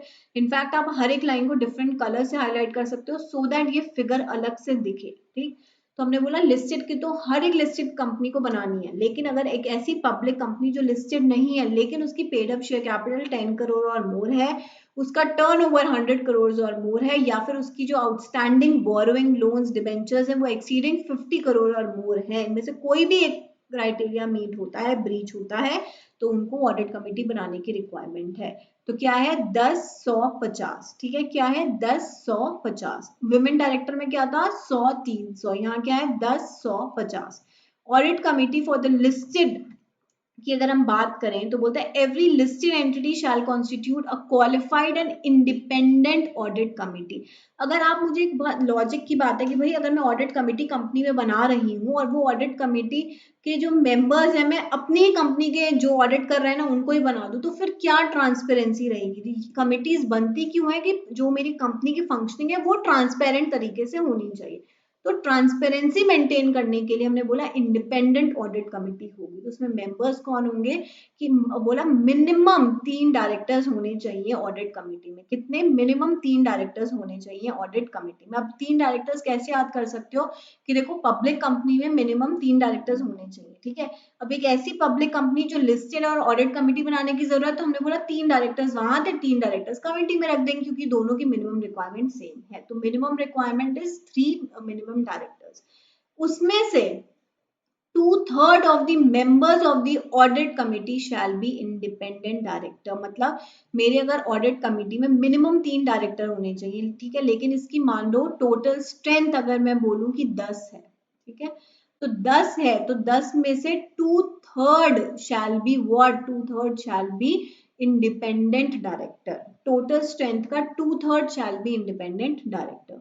All the members of the audit committee shall be financially literate. Obviously आप एक कमेटी बना रहे हो मॉनिटर रिव्यू करने के लिए, स्क्रूटनी करने के लिए, तो जो पर्सन है वो फाइनेंशियली लिटरेट होने चाहिए, उनको उस पर्टिकुलर फील्ड में बहुत एक्सपीरियंस, अच्छी खासी नॉलेज होनी चाहिए। And at least one member shall have accounting and related financial management expertise, ठीक है, एटलीस्ट वन, मतलब मिनिमम एक को तो नॉलेज होनी ही चाहिए। बट जनरली कंपनीज ट्राई की जो पर्सन को हम ऑडिट कमेटी में ले रहे हैं, अपॉइंट कर रहे हैं, वो सबके सब फाइनेंशियली लिटरेट होने चाहिए, उनको उस पर्टिकुलर फील्ड की अच्छी नॉलेज होनी चाहिए। तो क्या पॉइंट्स थे? लिस्टेड तो मैंडेटरी है, अनलिस्टेड पब्लिक कंपनी 10, 100, 50, फाइन। फिर मैंने बोला मेंबर अगर कितने मिनिमम डायरेक्टर्स, तो 3 मिनिमम डायरेक्टर्स होने चाहिए, जिसमें से कि 2/3 लिस्टेड कंपनी में 2/3 शैल बी इंडिपेंडेंट डायरेक्टर, ठीक है। लिस्टेड का जो सॉरी इंडिपेंडेंट का जो कॉन्सेप्ट है वो जनरली लिस्टेड कंपनीज के लिए है, ठीक है। तो हमने बोला लिस्टेड में 2/3 शैल बी इंडिपेंडेंट डायरेक्टर, और ऑब्वियसली वो फाइनेंशियली लिटरेट होने चाहिए। Then the regulation further provide that the chairperson of the audit committee, जब मीटिंग होगी ऑडिट कमेटी की, तो जो पर्सन उस मीटिंग को चेयर करेगा, जो उस जो मीटिंग का ऑब्जेक्टिव है उसको सही तरीके से होल्ड करवा पाएगा, shall be an independent director. तो चेयरपर्सन कौन होना चाहिए ऑडिट कमेटी का? Independent director, and he shall be present at the AGM to answer the shareholders query. Number कितनी मीटिंग होगी यहाँ पे? तो हमने बोला ऑडिट जैसे बोर्ड ऑफ डायरेक्टर्स कितनी बार मिलते हैं, हमने बोला साल में कितने क्वार्टर्स होते हैं? 4 क्वार्टर्स होते हैं। 4 क्वार्टर्स होते हैं ना, कि भाई अगर मैं अप्रैल, मई, जून, ठीक है, जुलाई, अगस्त, सितंबर, अक्टूबर, नवंबर, दिसंबर, एंड देन जनवरी, फरवरी, मार्च, ठीक है। तो 4 क्वार्टर्स होते हैं एक साल में। तो बोलता है कि the audit committee of the listed entity shall meet at least 4 times in a year, not more than 120 days shall elapse between 2 meeting. मतलब हर एक क्वार्टर में एक मीटिंग होनी चाहिए, और 2 मीटिंग के बीच में 120 दिन से ज्यादा का गैप नहीं होना चाहिए। मतलब क्या है कि भाई एक महीना मेरे 30 दिन का होता है, तो 4 महीना मतलब 4 महीने से ज्यादा का गैप नहीं होना चाहिए। कि अगर अप्रैल में मीटिंग हुई है मेरी फर्स्ट बोर्ड मीटिंग, तो फिर मई, जून, जुलाई, अगस्त, आप ऐसे नहीं सितंबर में होल्ड करो, नहीं कर सकते, क्योंकि 2 मीटिंग्स के बीच में 4 महीने से ज्यादा का गैप नहीं होना चाहिए। एटमोस्ट ये अगस्त से पहले पहले हो जानी चाहिए। फाइन। तो ऑडिट कमेटी जो मेरे बोर्ड ऑफ डायरेक्टर्स का रहता है उतनी वैसे ही मेरे ऑडिट कमेटी का भी रहेगा। कोरम भी सेम है, जो मेरी बोर्ड डायरेक्टर्स, जो बोर्ड ऑफ डायरेक्टर्स का कोरम होना चाहिए वही मेरी ऑडिट कमेटी का भी कोरम है। जैसे मैंने बोला टोटल डायरेक्टर्स 8 हैं, ठीक है। So the quorum of the audit committee meeting shall be either 2 members or 1/3 of the members of audit committee whichever is greater। मतलब अगर मेरे टोटल स्ट्रेंथ, ठीक है, ऑडिट कमिटी की जो टोटल स्ट्रेंथ है वो 8 मेंबर्स की है, ठीक है। इसमें से हमें पता है कि मिनिमम तो 3 होनी चाहिए, तो हमने बोला टोटल स्ट्रेंथ 8 है। अब उन 8 में से कोरम मीटिंग में हम कब मानेंगे कि मेरी मीटिंग वैलिडली हेल्ड, मतलब कब पूरी सही तरीके से हुई है, कोरम उसमें प्रॉपरली मेंटेन था। तो हमने बोला अगर आपकी टोटल स्ट्रेंथ का 1/3 या फिर 2 डायरेक्टर्स वहां पे प्रेजेंट हो। तो टोटल स्ट्रेंथ अगर मेरी कंपनी की ऑडिट कमेटी की 8 है तो 1/3 कितना हुआ 2.67, ठीक है। एंड मैंने आपको पहले ही बोला था कि इंडिपेंडेंट डायरेक्टर की बात करूं, बोर्ड ऑफ डायरेक्टर्स की मीटिंग्स की बात करूं, कोरम की बात करूं, तो they shall be rounded off to higher side, ठीक है। तो नॉर्मली हम लोग क्या करते हैं, जब यहाँ पे 5 या 5 से ज्यादा होता है तो उसको हायर में कन्वर्ट कर देते हैं ना, तो यहाँ पे वही रूल फॉलो करना है। लेकिन ये यूनिवर्सल नहीं है, किसी आप कहीं कहीं देखोगे रोटेशनल मतलब रोटेशन ऑफ डायरेक्टर्स में देखेंगे कि हायर में नहीं लेसर में राउंड ऑफ होता है। तो एक याद करके रट्टा नहीं मारना है, देख लो इंडिपेंडेंट डायरेक्टर्स में जो मतलब इंडिपेंडेंट डायरेक्टर्स, ऑडिट कमेटी, जो मेरी बोर्ड ऑफ डायरेक्टर्स का कोरम है, इन सब में हम हायर साइड में राउंड ऑफ करते हैं। तो यहाँ पे कितना हुआ 3, तो 8 का 1/3 इज 3, ठीक है। और 2 directors whichever is higher quorum है, तो हायर क्या है 3 डायरेक्टर्स, ठीक है। 3 अगर 3 मेंबर्स मेरी मीटिंग में आए हैं ऑडिट कमेटी की, तो वो वैलिड मीटिंग है, वैलिडली हेल्ड हुई है, ठीक है। उसमें से हमने बोला 2 डायरेक्टर्स जो है ना वो क्या होने चाहिए, इंडिपेंडेंट होने चाहिए। अभी हमने लिस्टेड कंपनी में क्या पढ़ा, 2/3 शैल बी इंडिपेंडेंट। तो अगर मेरे जो भी मेरे मेंबर्स आए हैं उसमें से मिनिमम 2 डायरेक्टर्स मेरे इंडिपेंडेंट होने चाहिए, तब हम मानेंगे कि हाँ मीटिंग कंडक्ट हो सकती है। फाइन। सो 1/3 और 2 whichever is higher, and उनमें से 2 डायरेक्टर एटलीस्ट मेरे इंडिपेंडेंट होने चाहिए। फंक्शंस क्या है, और ऑब्वियसली देखो यहाँ पे मैं बोल सकती हूँ रैट, ठीक है। ये याद करने के लिए रैट, रिकमेंडेशन किस चीज की, for remuneration, appointment and terms of the auditor of the company, ठीक है। तो ऑडिट कमेटी का पहला फंक्शन क्या है, रैट करना, रिकमेंड रैट, ठीक है। फिर दूसरा फंक्शन क्या है, रिव्यू एंड मॉनिटर करना, पाए। तो जैसे क्यूटी पाए होता है, आप रैटिफाई कर सकते हो, ठीक है। सो दूसरा फंक्शन क्या है, रिव्यू एंड मॉनिटर करना, पाए क्या, उनकी परफॉर्मेंस को, उनकी आई स्टैंड्स फॉर इंडिपेंडेंस को, and effectiveness of the process, कि कितना अच्छी तरीके से वो परफॉर्म कर रहे हैं, उसको रिव्यू एंड मॉनिटर करना, उनकी इंडिपेंडेंस पे चेक करना, क्योंकि ऑडिट कमेटी हमने बोला इंडिपेंडेंट, एक इंडिपेंडेंट कमेटी बनती है, ठीक है। तो जो मेरी कंपनी का स्टैट्यूटरी ऑडिट कर रहे हैं वो कितनी इंडिपेंडेंटली ऑडिट करें, कहीं उनका पर्सनल इंटरेस्ट तो इन्वॉल्व नहीं है। तो ऑडिटर्स की इंडिपेंडेंस को चेक करना, उसको रिव्यू करना, उनकी परफॉर्मेंस को क्या करना, मॉनिटर रिव्यू करना, effectiveness of the audit process को मॉनिटर एंड रिव्यू करना। तो पहला क्या है, रिकमेंड रैट, फिर रिव्यू एंड मॉनिटर पाए, तो रैटिफाई करना, ठीक है। फिर उसके बाद क्या है, examination of the financial statements and audit report का एग्जामिनेशन करना, स्क्रूटनी करना inter corporate loan and investment की, मतलब 2 कंपनीज के बीच की ट्रांजैक्शंस को क्या करना, स्क्रूटनी करना, कि भाई ये सही तरीके से अकॉर्डिंग टू दी प्रोविजंस हो रही है या नहीं हो रही, किसी का पर्सनल इंटरेस्ट ऐसा तो नहीं है और डिस्क्लोज नहीं किया है।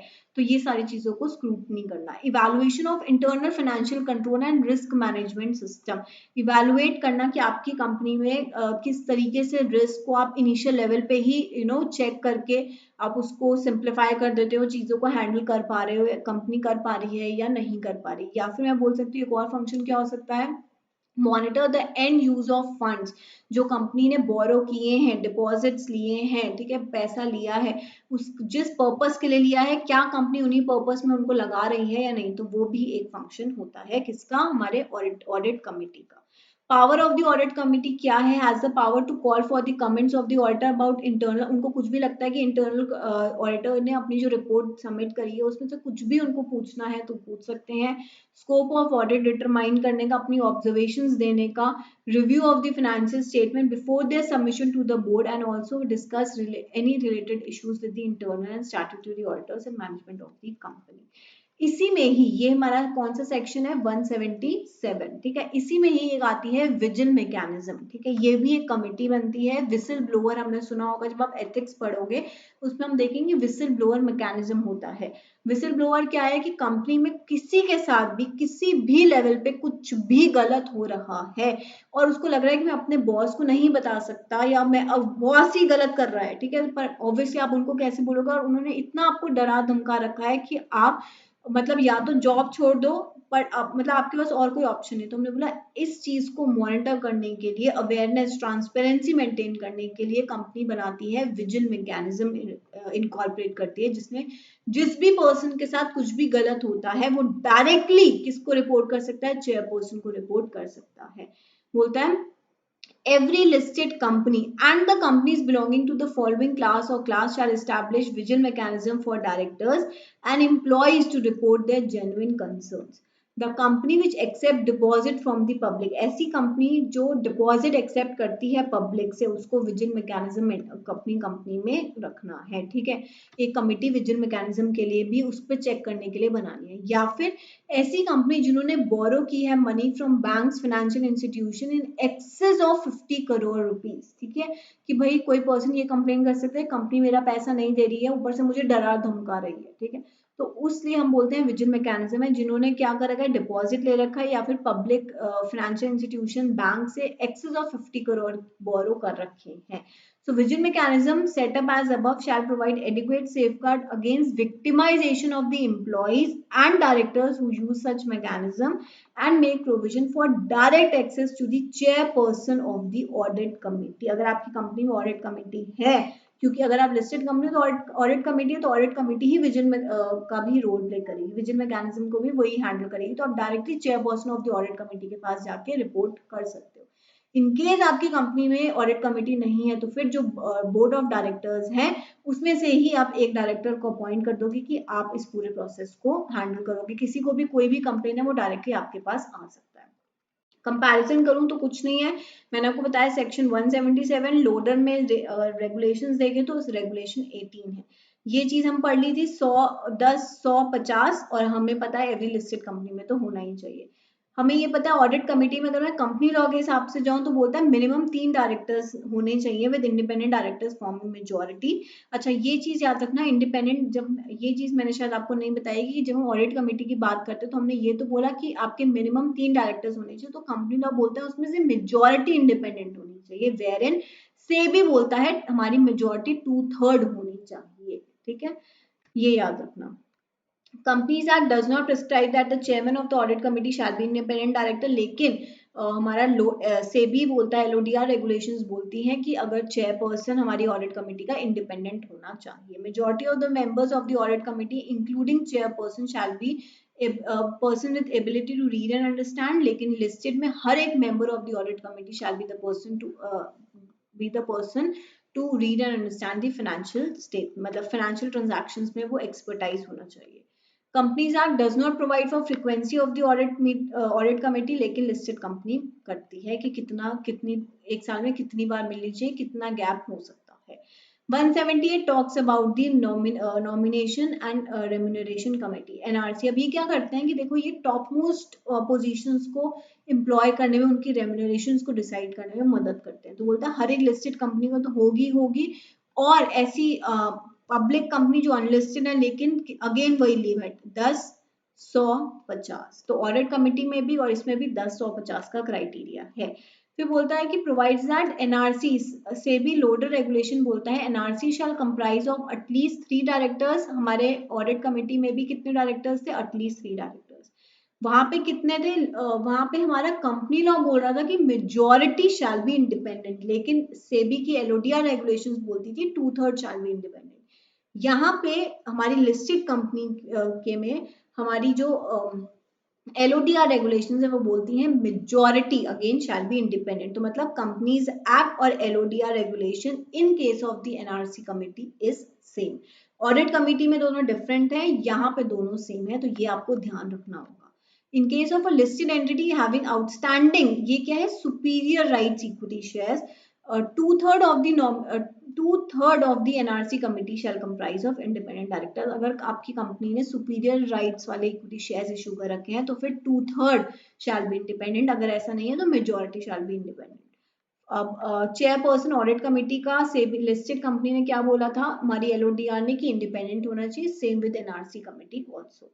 फंक्शंस क्या है, जैसे मैंने आपको बोला आइडेंटिफाई करेगी कौन कौन डायरेक्टर्स बन सकता है, कौन सीनियर पोजीशन में हम किसको कितने रेम्यूनरेशन पे अपॉइंट कर सकते हैं, क्या ग्राउंड्स होंगे उनको अपने ड्यूटीज परफॉर्म करने के, किस बेसिस पे हम उनको रिमूव कर सकते हैं, ये मेरी एनआरसी कमेटी डिसाइड करती है। कहता है वाइल फॉर्मुलेटिंग द पॉलिसी वो इंश्योर करेगी कि जो उनका level and composition of remuneration है वो सफिशिएंट हो, रीजनेबल हो to attract the attract and motivate, retain the directors और जिन पोजीशंस के लिए वो अपॉइंट कर रहे हैं, कि भाई ऐसा नहीं कि आप उनसे काम बहुत ज्यादा ले रहे हो लेकिन उनकी रेम्यूनरेशन कम है, वाइस वर्सा भी नहीं होना चाहिए, तो अप्रोप्रिएट कॉम्बिनेशन होना चाहिए। Relationship of remuneration to performance is clear, कि भाई जितना अच्छा परफॉर्म करोगे कंपनी आपको, ऐसा होता है ना कि एचआर बताता है कि ये अच्छा परफॉर्म किया तो इतना इंसेंटिव है, ये फिक्स्ड है, ये वेरिएबल है, तो ये सारी चीजें ये डिसाइड करते हैं। Remuneration to directors, KMP and senior management involves a balance between fixed incentive pay reflecting short term long term performance objective. Comparison देखें तो अगेन 178 है ये सेक्शन, यहाँ पे क्या है रेगुलेशन 19, वो क्या था रेगुलेशन 18। देखो कंपैरिजन करके पढ़ोगे आपको चीजें मेमोराइज करने में आसानी रहेगी। अगेन यहाँ पे लिस्टेड में तो रखना ही रखना है, नहीं तो यहाँ पे क्या है 10, 100, 50 सेम है। कमिटी अगर लिस्टेड कंपनी की बात करूं तो चेयरमैन क्या होना चाहिए, independent, same as audit committee. अब यहाँ पे कंपनीज एक्ट और मेरा जो LODR है, दोनों एक बात बोलता है कि 50% मेजोरिटी, जो 50% है वो इंडिपेंडेंट डायरेक्टर्स होने चाहिए, मिनिमम 3, एंड मेजोरिटी जो है इंडिपेंडेंट होनी चाहिए। लेकिन अगर आपकी कंपनी की आउटस्टैंडिंग SR इक्विटी शेयर्स हैं तो 2/3 शैल बी इंडिपेंडेंट डायरेक्टर्स, ठीक है। चेयरपर्सन की बात कर ली, फ्रीक्वेंसी सेम उसमें। अच्छा, NRC committee shall meet at least once in a year, एक साल में एक बार मिनिमम मिलना है, ज्यादा मिलना चाहे मिल सकते हो लेकिन एक बार तो मिलना ही है। लेकिन यहाँ पे कोई ऐसा फ्रीक्वेंसी नहीं बताई है। Companies does not provide for quorum, लेकिन यहाँ पे क्या बोला है, the quorum for the meeting of NRC shall be either 2 members और 1/3, तो सेम है जैसे हमने ऑडिट कमिटी के बारे में पढ़ा था। Now comes the share holders relationship committee, बोलता है एक ऐसी कंपनी जिसके शेयर होल्डर्स, डिबेंचर होल्डर्स, ठीक है, सिक्योरिटी होल्डर्स, ये सब 1000 से ज्यादा हैं, ठीक है, तो उस केस में उसको स्टेक होल्डर्स रिलेशनशिप कमिटी बनाने की जरूरत है। क्यों है? क्योंकि अगर आपके 1000 से ज्यादा शेयर होल्डर्स हैं, डिपॉजिट आपने डिपॉजिट ले रखा है, डिबेंचर्स इशू कर रखे हैं, तो फिर उनके ग्रीवियंसेस कौन रिजॉल्व करेगा? वो एक एक करके कंपनी में आएंगे, कंपनी का एक तो पैनल ऐसा होना चाहिए ना जो सिर्फ उनके ग्रीवियंसेस को सुने, क्या कि हमें मीटिंग का नोटिस नहीं आया, हमारा सर्टिफिकेट घूम गया है, तो इन सब के ग्रीवियंसेस, ऐसे और बहुत सारे ग्रीवियंसेस आप हैंडल करोगे। The board of the company shall have more than the board of the company that has more than 1000 shareholders, more than, ठीक है, more than बोल रहा है, 1000 and more नहीं बोल रहा, मतलब 1001 अगर है तो ही आपको करना है, लैंग्वेज को ध्यान से पढ़ना। Debenture holder, deposit holder, any other security holder any time during the financial year is required to constitute stakeholder relationship committee. Stakeholder को, और अभी हम पढ़ेंगे स्मॉल शेयर होल्डर डायरेक्टर्स, ये कंफ्यूज मत हो जाना, फाइन। ये स्टेक होल्डर रिलेशनशिप कमिटी है जहाँ पे 1000 से ज्यादा अगर आपके पास ये सारे लोग हैं तो आपको मेंटेन करनी है। The stakeholder relationship committee shall consist of minimum कितना, 3 directors with at least 1 being the independent. सबसे लोएस्ट इन्होंने बोला कि मिनिमम तो 3, जैसे उन लोग के हैं वैसे हमारे यहाँ भी है, लेकिन उसमें से एक मिनिमम एक इंडिपेंडेंट होना चाहिए, शैल be the member of the committee, and in case of the listed entity having outstanding क्या superior rights equity share, तो at least 2/3 shall be the independent members, fine, independent directors. Role क्या होगा, resolving grievances of security holders of the listed entity including complaint related to transfer, transmission, non receipt of annual report, ये जो उनके छोटे छोटे दुख होंगे आप सुनोगे।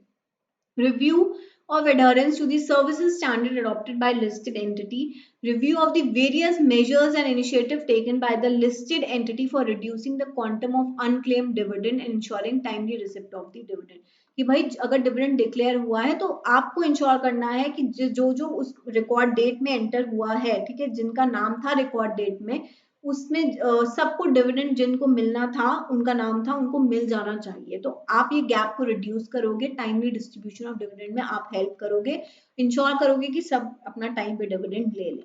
कंपनीज एक्ट एंड LODR में 178 में ये है, रेगुलेशन 20 है। तो अब हमने क्या पढ़ा था, हमने 18, 19, 20 से पढ़ा और रेगुलेशन 17 भी देखी थी हमने। Company which consist of more than 1000 shareholders, यहाँ पे क्या है, listed entity if having less than 1000 debenture holder security is required to constitute. ये अब बोलता है, देखो कंपनीज एक्ट क्या बोल रहा है कि 1000 से ज्यादा होना चाहिए, 1001 है, शगुन की बात है तो ही ग्रीवियंसेस को हैंडल करना, ठीक है। लेकिन लिस्टेड एंटिटी बोलती है even if having less then, आपके जो डिबेंचर होल्डर है, शेयर होल्डर्स की बात नहीं कर रहा है, कि आपने जो बोरोइंग ले रखी है ना, डिबेंचर होल्डर, डिपॉजिट होल्डर्स, अगर आपके लेस देन 1000 भी हैं तब भी आपको ये कमेटी मेंटेन करनी है। Chairperson shall B non executive, यहाँ पे भी नॉन एग्जीक्यूटिव।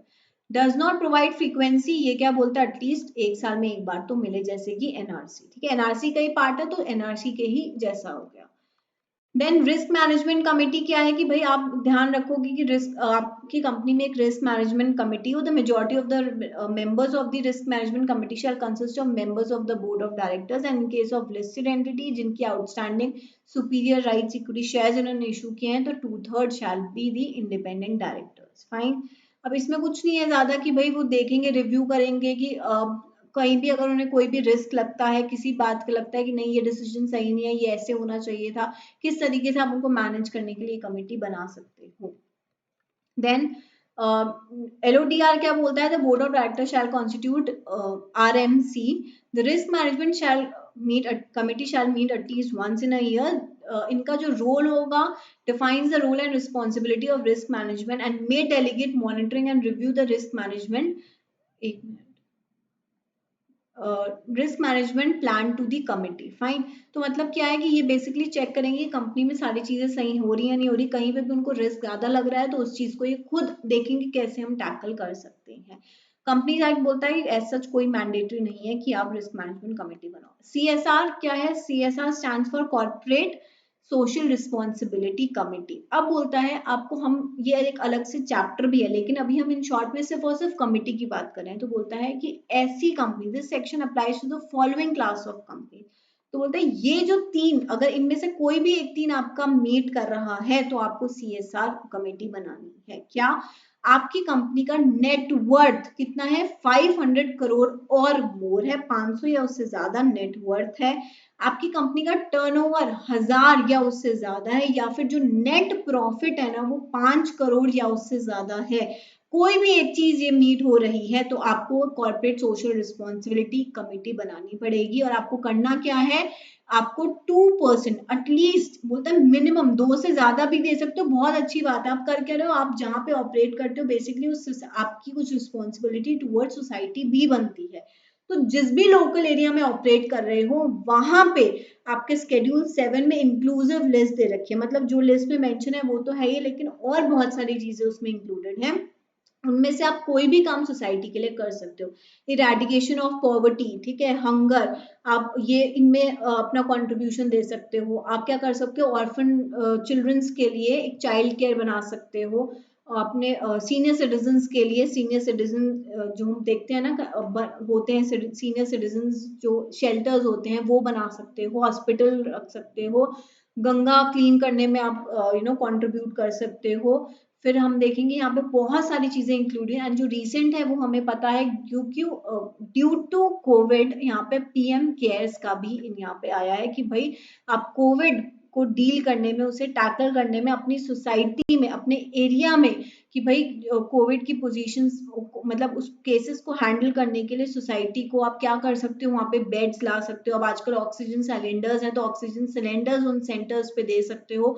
तो वो सारा खर्चा आपके CSR फंड में माना जाएगा कि आपने हाँ CSR में कंट्रीब्यूट किया, लेकिन वो आपके लोकल एरियाज में होना चाहिए। ऐसे नहीं आपकी कंपनी इंडिया की है, आप हमने हमने क्या बोला, आपकी welfare of the society, welfare of the citizens के लिए काम करना है, लेकिन आप किन के लिए काम कर रहे हो, फॉरेन में बैठे लोगों के लिए, वहां पे डेवलप कर रहे हो चीज। तो बोला नहीं, आप इंडिया से पैसा कमा रहे हो ना, तो जिस भी एरिया से पैसा कमा रहे हो उसके एरिया के आसपास के एरिया की ड्यूटी आपकी है, आपको उस पर कॉन्ट्रीब्यूट करना है मिनिमम 2%, जितना ज्यादा कर सकते हो मोर देन वेलकम, ठीक है।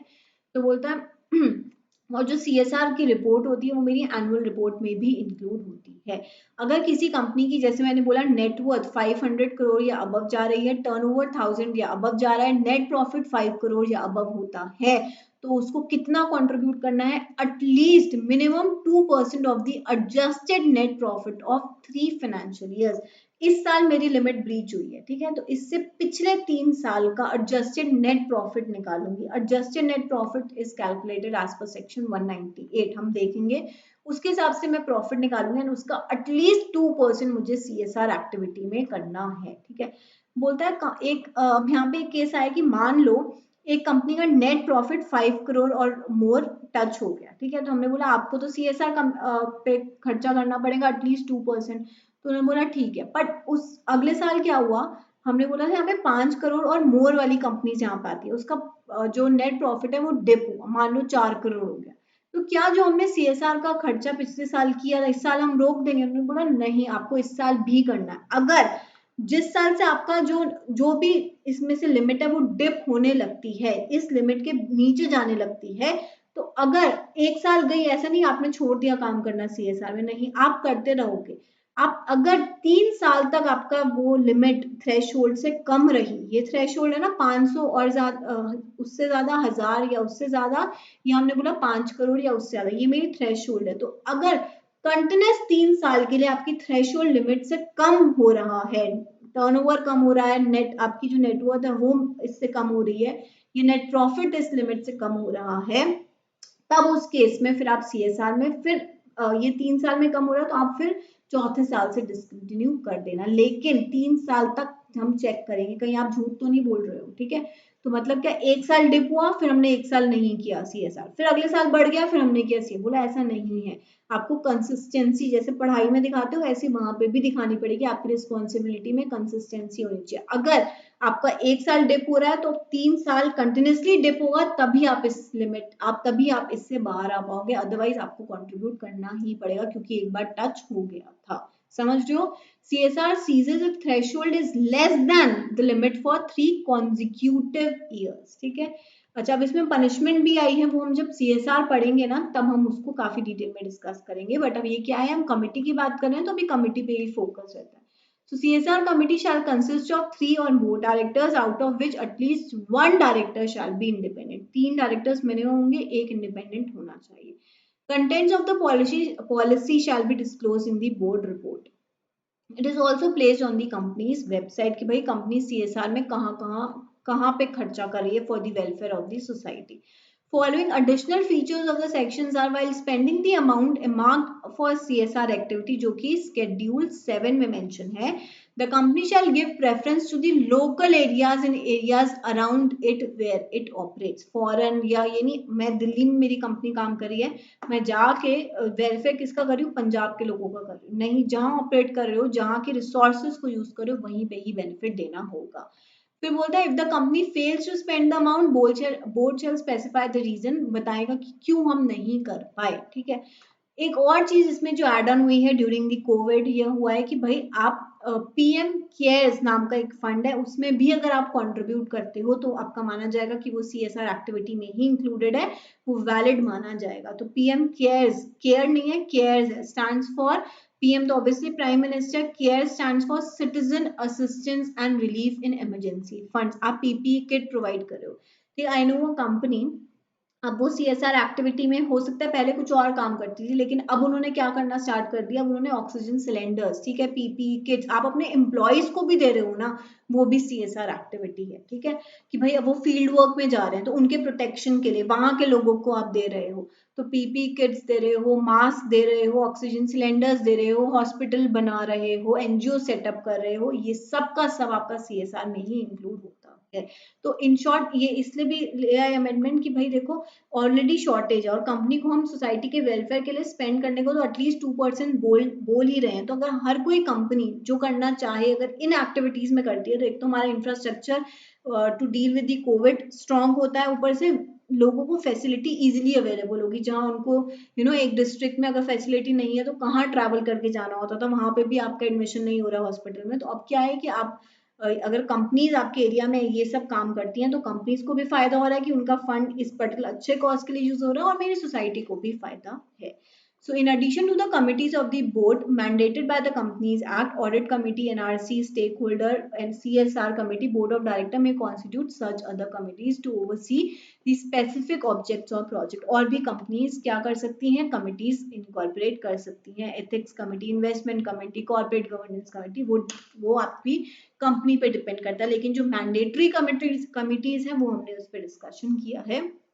So with this we have completed chapter number 15 जहाँ पे हमने बोर्ड्स के बारे में बात करी, कमिटीज पे ज्यादा फोकस था, तो ये चैप्टर इंपॉर्टेंट है। अब मुझे हर एक अपनी वीडियो में ये बोलने की जरूरत नहीं है that this chapter is important, मैंने आपको पहले ही डिस्क्लेमर दे दिया कि अब जितना भी हम डायरेक्टर्स के बारे में पढ़ेंगे वो सब का सब इंपॉर्टेंट है। तो आप प्लीज अब ये वीडियो देख लिया आपने, आई होप आपको बहुत अच्छी लगी होगी, कोई डाउट है आप मुझसे पूछ सकते हो। I always reply to your queries. ये तो मेरे हर स्टूडेंट बोलते हैं कि मेरा इनफैक्ट शांतनु सर के भी जो भी स्टूडेंट हमसे क्वेरी करता है वी डू नॉट अवॉइड, क्योंकि हमें पता है कि उसने आप पे ट्रस्ट करके आपकी क्लास ली है तो हमारी भी कुछ रिस्पॉन्सिबिलिटी बनती है। बट हाँ, ये हो सकता है कि आपने अब ये नहीं कि we are not your friends वाला सीन ना, कि आपने अभी क्वेरी पूछी तो तुरंत रिप्लाई आ गया। मतलब आएगा रिप्लाई, फॉर श्योर आता है, वो भी विद इन 24 आवर ही आ जाता है, बट वी डू रिप्लाई। ठीक है, सो आपका कोई भी क्वेरीज हो you can connect with us, and also if you have not joined any of our social media group, so please do join and subscribe, and recently we have launched the Instagram a new page strictly legal, where in वहां पे आपको पूरी corporate update, recent updates देखने को मिलेंगी। क्या होता है कि हम हर बार न्यूज एप्स में इतना, क्योंकि हमें बहुत सारे काम है, पढ़ना है, आर्टिकलशिप कर रहे हैं, सब कुछ है, तो उतना हम फ्रीक्वेंटली चेक नहीं कर पाते। आपने दिन में एक बार भी वो पेज पढ़ा, आपको दिन में जितनी भी इंपॉर्टेंट कॉर्पोरेट लीगल अपडेट्स हैं वो आपको एक ही टाइम पे एक जगह पे मिल जाती है, तो इससे बेटर क्या होगा। ठीक है, तो वो भी आप please do follow us on Instagram, the handle name is strictly legal. ठीक है, तो चलिए मिलते हैं नेक्स्ट क्लास में। Till then take care and revise as much as you can. Bye.